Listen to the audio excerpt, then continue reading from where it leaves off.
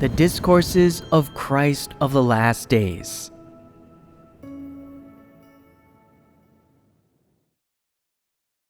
Six Indicators of Life Growth. As you experience God's work, you must first accept the words of His that expose man's nature essence.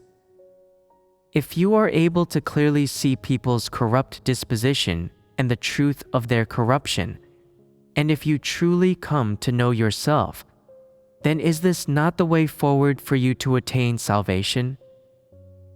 The way you approach God's words, which judge and expose man, is crucial. First of all, you must ponder and understand the words of God, which expose man's nature. If you are able to clearly see that, what God's words have exposed is totally in accordance with your real state, then you will reap the harvest.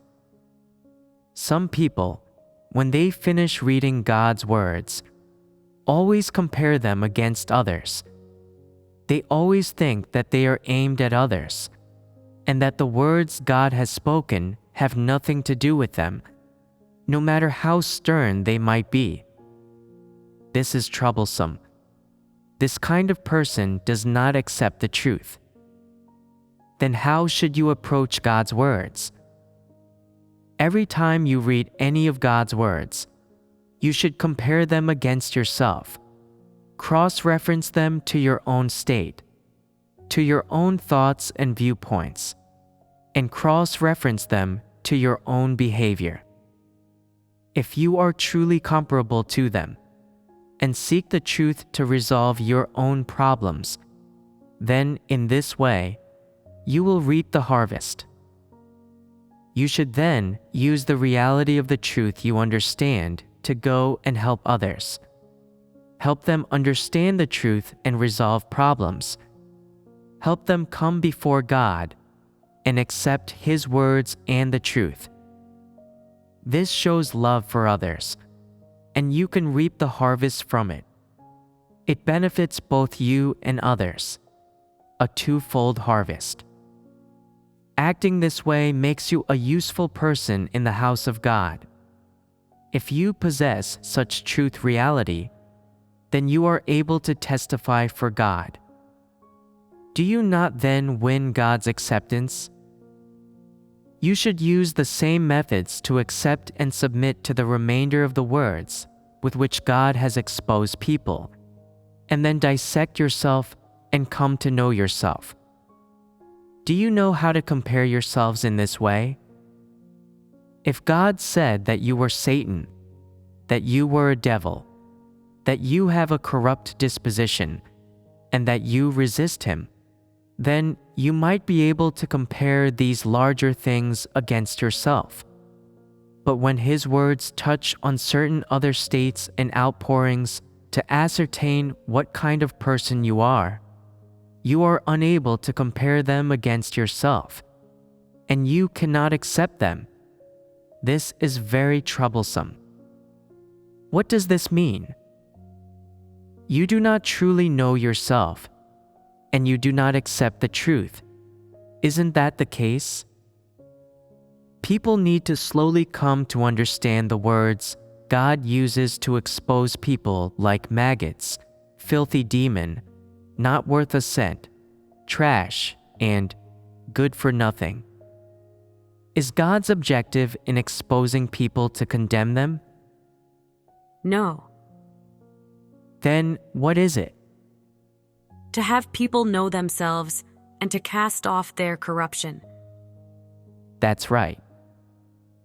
God's objective in exposing these things is to allow you to know yourself, to obtain the truth in the process, and to understand His intentions.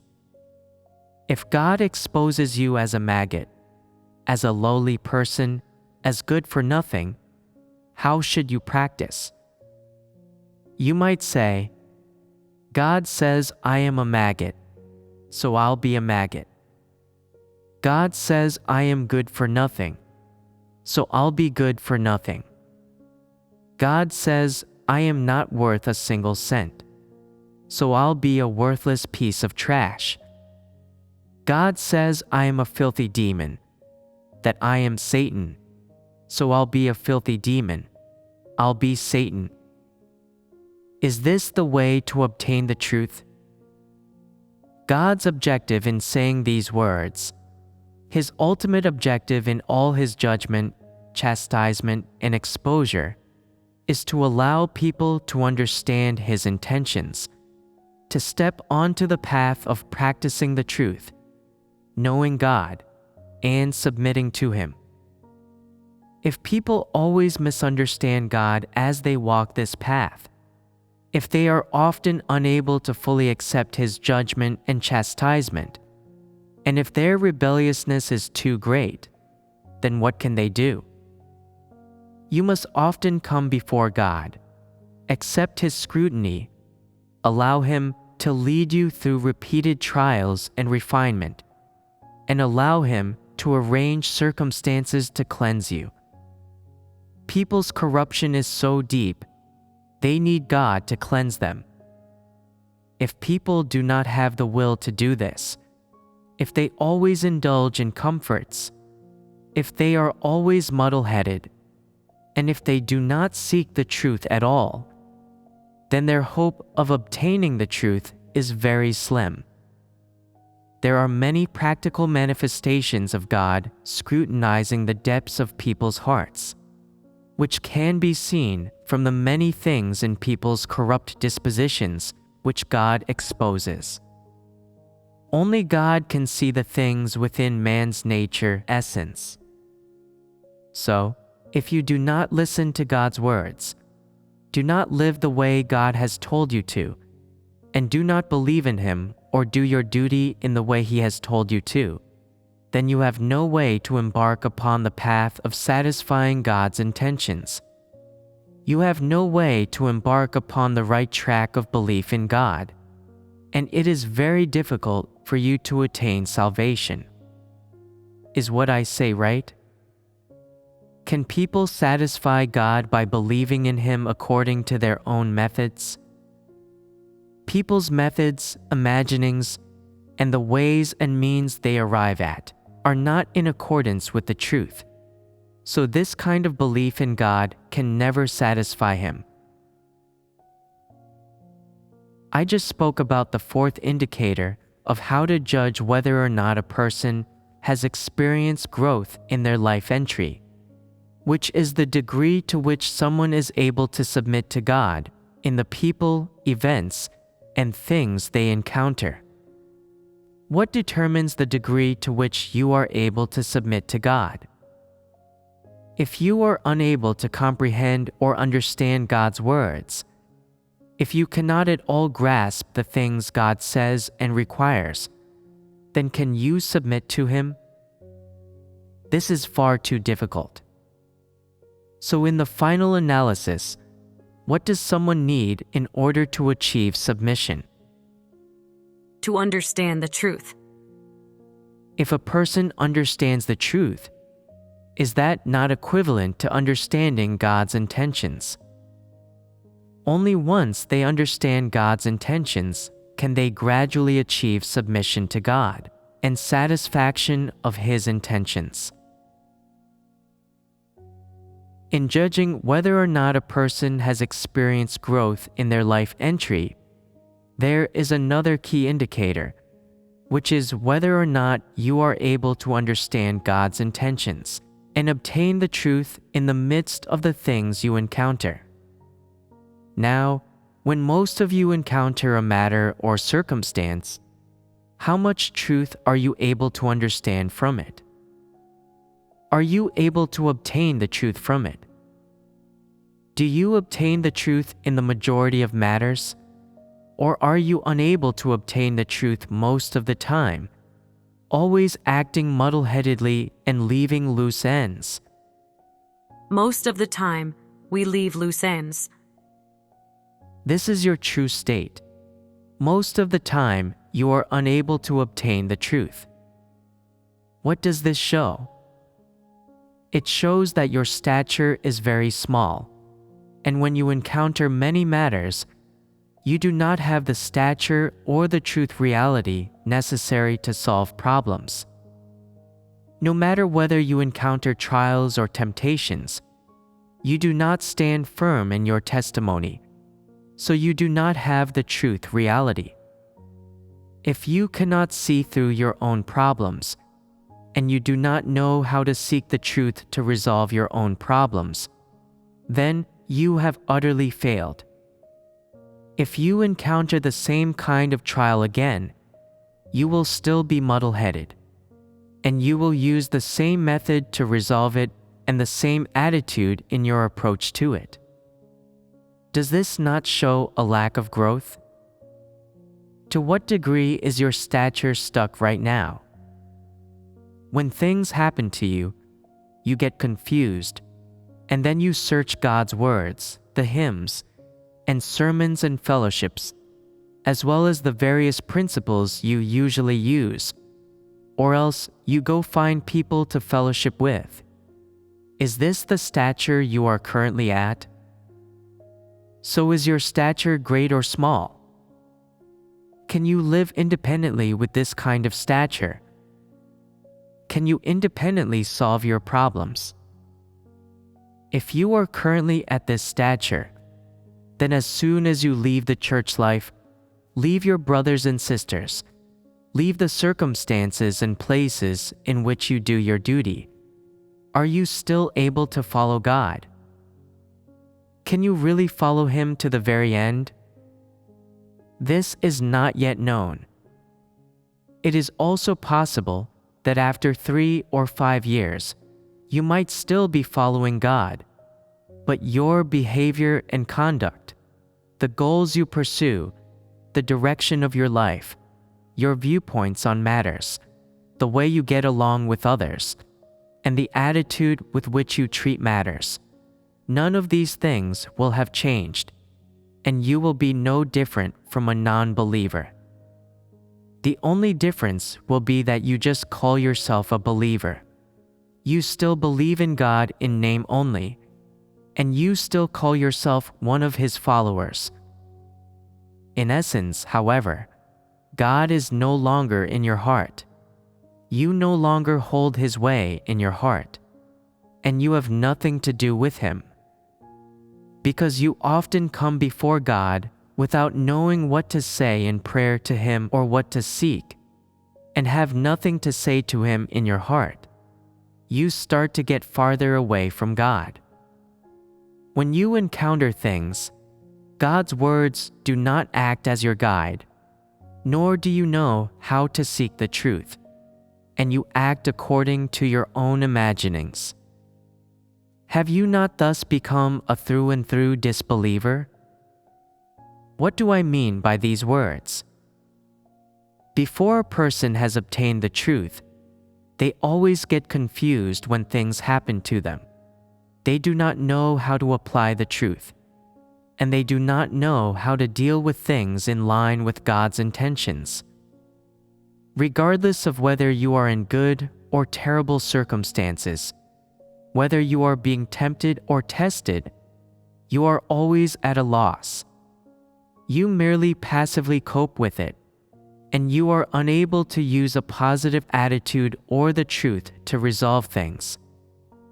No matter what circumstances you encounter, you totally lack the ability to withstand them, and you are unable to take the initiative to use the truth to solve problems.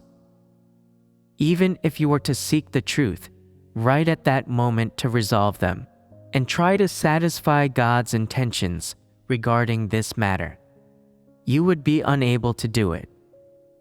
So how much of your conduct in life is related to God? Related to the conduct in life that a believer ought to have? If only 1% in terms of formality and the subjective wishes of your heart is related to God, and 99% is unrelated to the truth, then you are just as God has said. You have done much that is irrelevant to the truth. Is this not frightening and dangerous?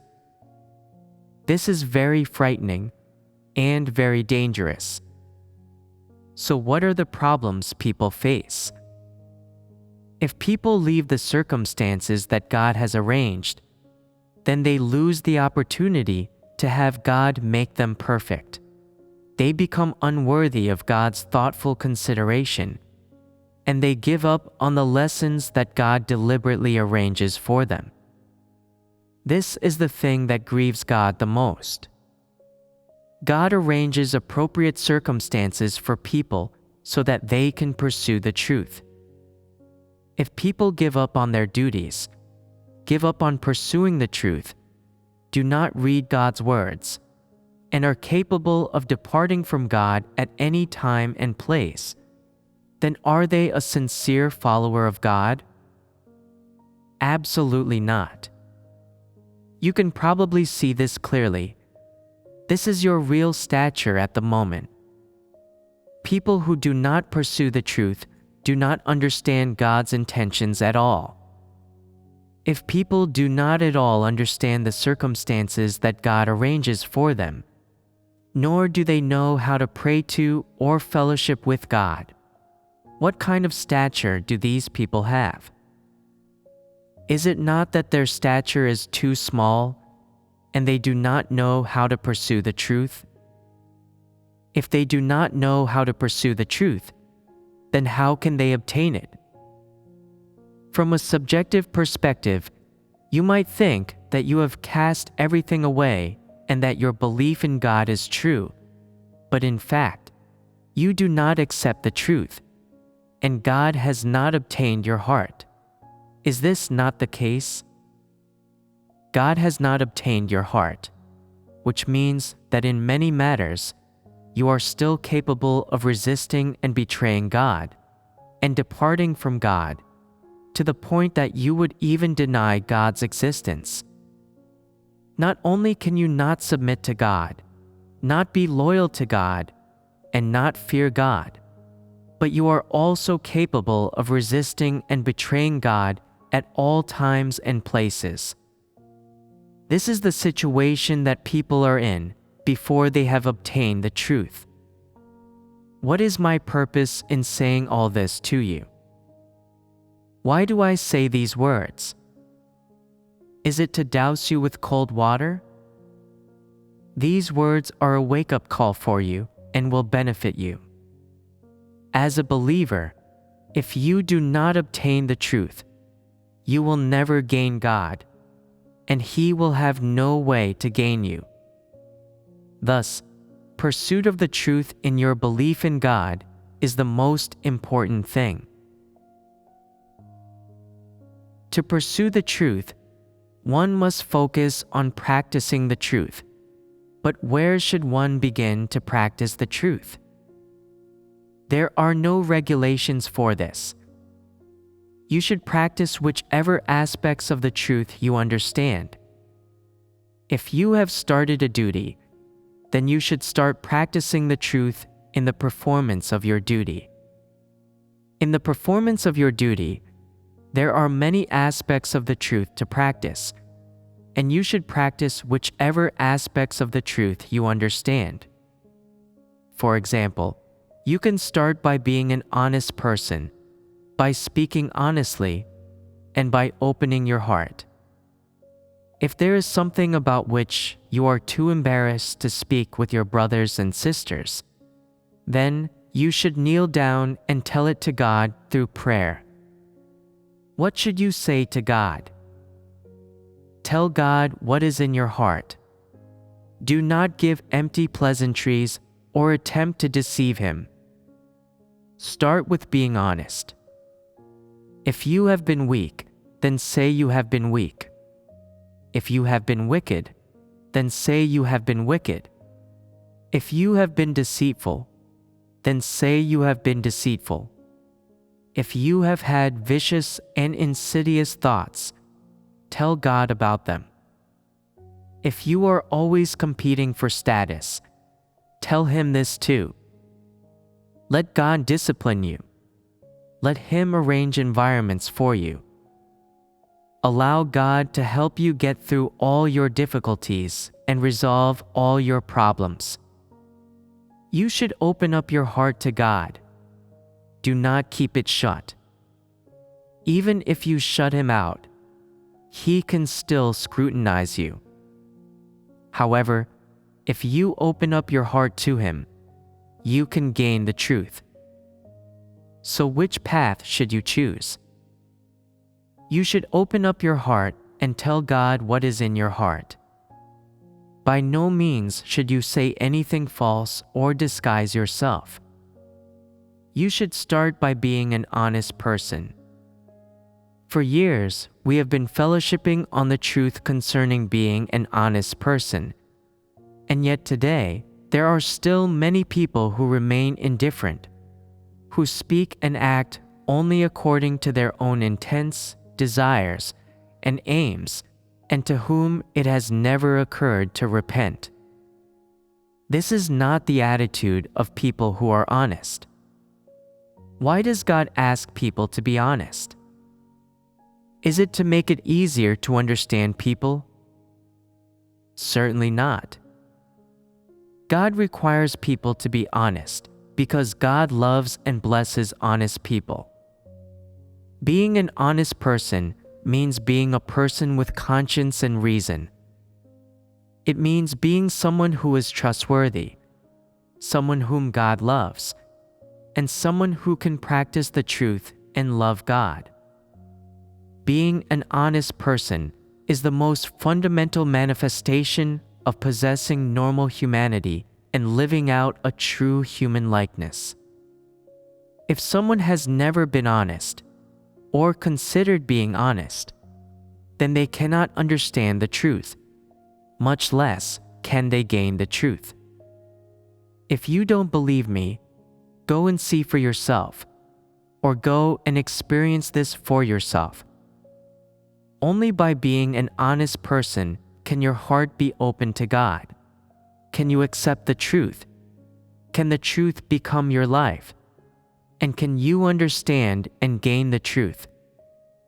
If your heart is always closed, if you don't open up or say what is in your heart to anyone, such that no one can understand you, then your walls are too thick, and you are the most deceitful of people.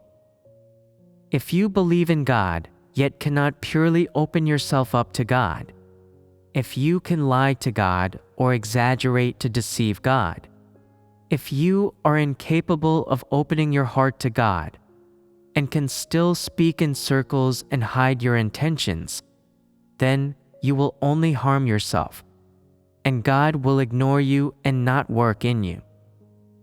You won't understand any of the truth, and you won't gain any of the truth.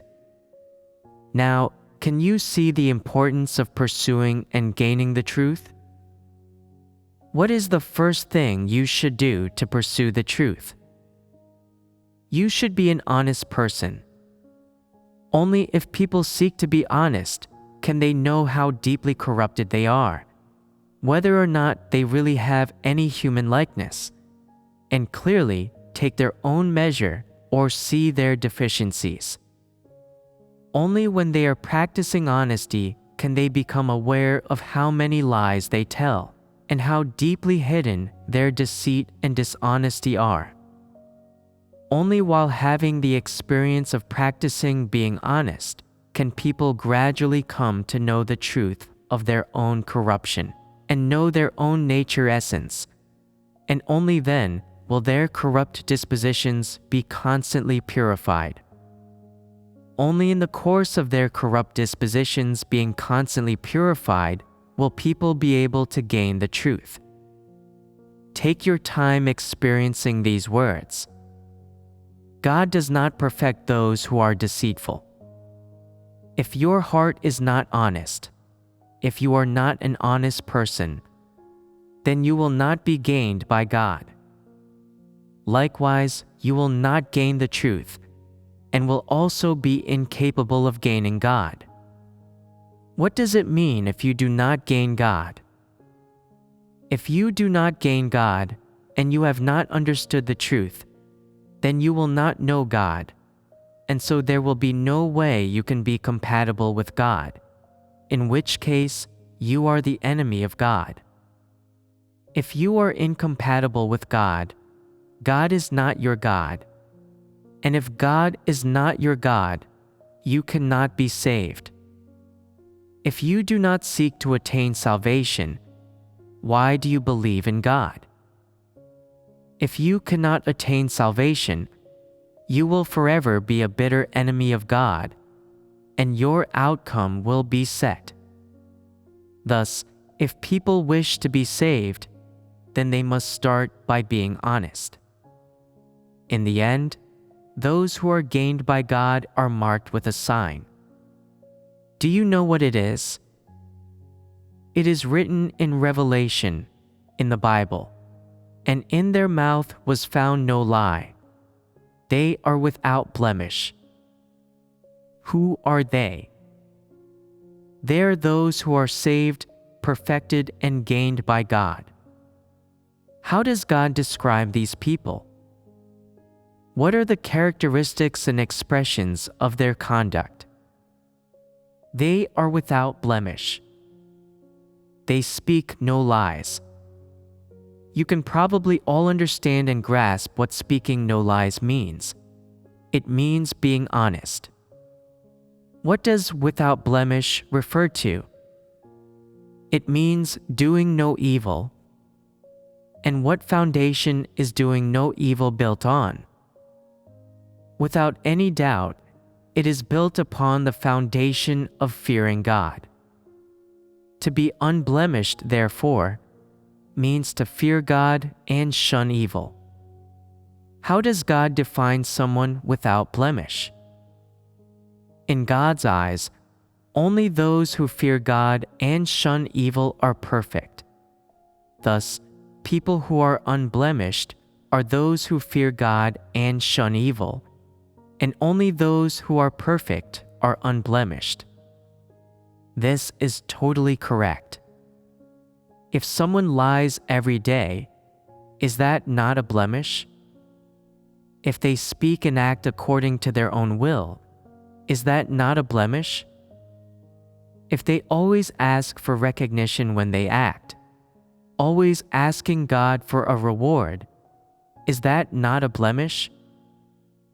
If they have never exalted God, always bearing witness to themselves, is that not a blemish?